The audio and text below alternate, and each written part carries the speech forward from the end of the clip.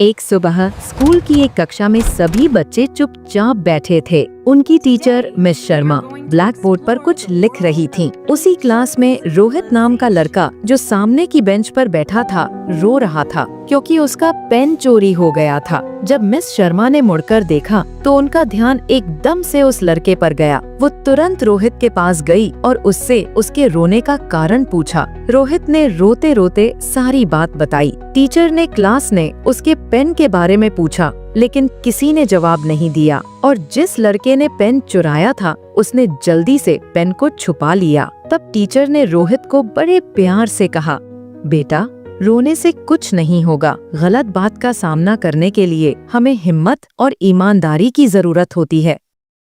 उसके बाद टीचर ने सभी बच्चों को एक कहानी सुनाई। टीचर बोली, क्या तुम जानते हो एक बार एक लड़के ने अपनी ईमानदारी से पूरे राज्य को बदल दिया था। सारे बच्चे चुप हो गए।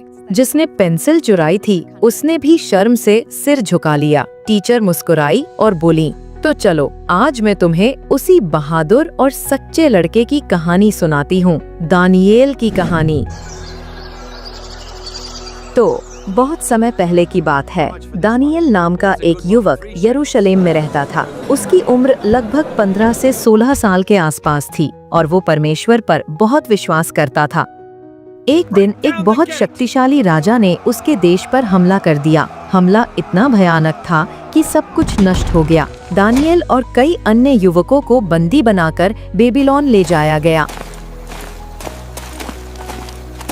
वहाँ राजा नबूकदनेस्सर ने बंदी बनाकर लाए हुए कई युवाओं को महल में सेवा के लिए चुना। दानिएल भी उनमें से एक था। दानिएल बुद्धिमान और अपने विश्वास में अडिग था। दानिएल के साथ उसके कुछ दोस्त भी थे जो दानिएल के साथ ही बंदी बनाकर लाए गए थे। वो सब भी राजा के महल में काम करते थे। दानिएल अपने उसूलों का पक्का था, इसलिए उसने राजा का स्वादिष्ट भोजन खाने से मना कर दिया और कहा, हम केवल सब्जियां और पानी लेंगे।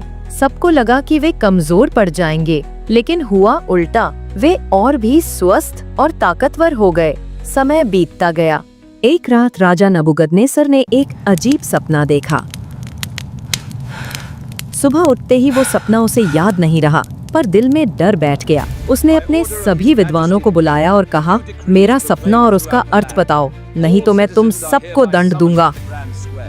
कई विद्वान आए, लेकिन कोई भी राजा का सपना और उसका अर्थ नहीं बता पाया। सब घबरा गए क्योंकि बिना जाने कोई कैसे सपना बता सकता था। राजा ने सभी को मरवाने का आदेश दे दिया, जिनमें दानिएल भी शामिल था। जब दानिएल को ये पता चला तो उसने राजा से समय मांगा और अपने दोस्तों के साथ परमेश्वर से प्रार्थना की। उसी रात परमेश्वर ने दानिएल को राजा के सपने का रहस्य दिखाया। अगली सुबह वो राजा के पास गया और कहा, महाराज, ये रहस्य कोई मनुष्य नहीं बता सकता, परंतु स्वर्ग में एक परमेश्वर है जो सब कुछ जानता है। दानिएल ने राजा का सपना और उसका अर्थ बताया। उसने राजा को बताया कि आपने अपने सपने में एक विशाल मूर्ति देखी थी, जिसका सिर सोने का, सीना चांदी का, पेट पीतल का और पैर लोहे मिट्टी के बने थे। फिर एक पत्थर आया और उसने पूरी मूर्ति तोड़ दी। दानिएल ने समझाया, ये मूर्ति अलग अलग राज्यों का प्रतीक है और वो पत्थर परमेश्वर के शाश्वत यानी कभी ना मिटने वाले राज्य का चिन्ह है। राजा बहुत प्रभावित हुआ क्योंकि दानिएल ने ठीक वैसा ही बताया था जैसा राजा ने अपने सपने में देखा था। तब राजा ने खुश होकर दानिएल को एक बड़ा पद दिया।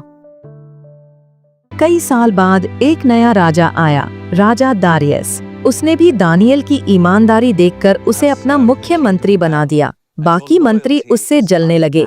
उन्होंने राजा से ऐसा कानून बनवाया कि 30 दिन तक कोई भी राजा के अलावा किसी और की प्रार्थना नहीं करेगा। जो ऐसा करेगा उसे शेरों की गुफा में फेंक दिया जाएगा। दानिएल को ये पता था, पर वो नहीं डरा। हर दिन की तरह उसने अपनी खिड़की खोली और परमेश्वर से प्रार्थना की।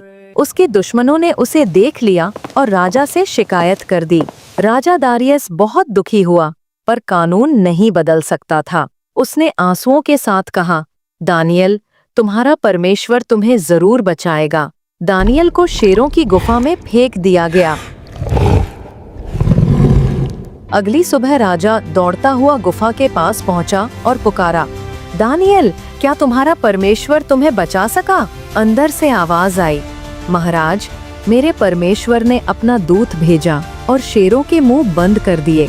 मुझे जरा भी चोट नहीं लगी। राजा बेहद खुश हुआ। उसने दानियल को बाहर निकलवाया और उसके दुश्मनों को सजा दी।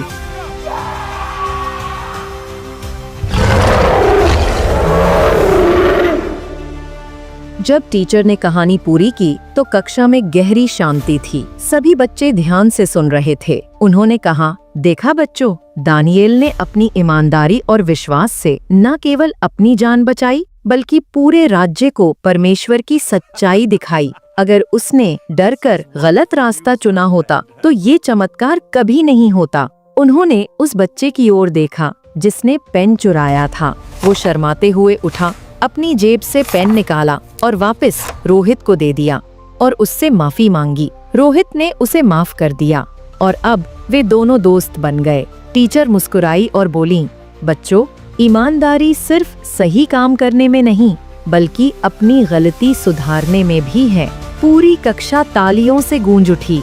इस तरह दानियेल की कहानी ने सभी को सच्चाई और विश्वास का अमूल्य सबक सिखाया। आपको ये स्टोरी कैसी लगी कमेंट में जरूर बताएं और अगर ये कहानी आपको जरा सी भी पसंद आई हो तो वीडियो को लाइक और शेयर करके चैनल को जरूर सब्सक्राइब कर लें। तो फिर मिलते हैं एक और मसीह कहानी के साथ। तब तक के लिए सबको प्यार भरी जय मसीह की।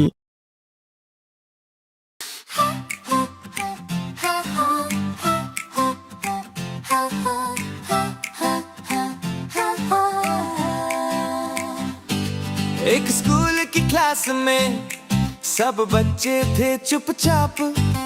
टीचर ने सुनाई कहानी, दिल को छू गई बात। दानियेल नाम का लड़का था सच्चा और नेक, सारी मुसीबत में भी ना छोड़ा उसने। यीशु यीशु मेरे दिल का राजा, मुझे भी बना दे दानियेल जैसा। सच बोलूं सीधा चलूं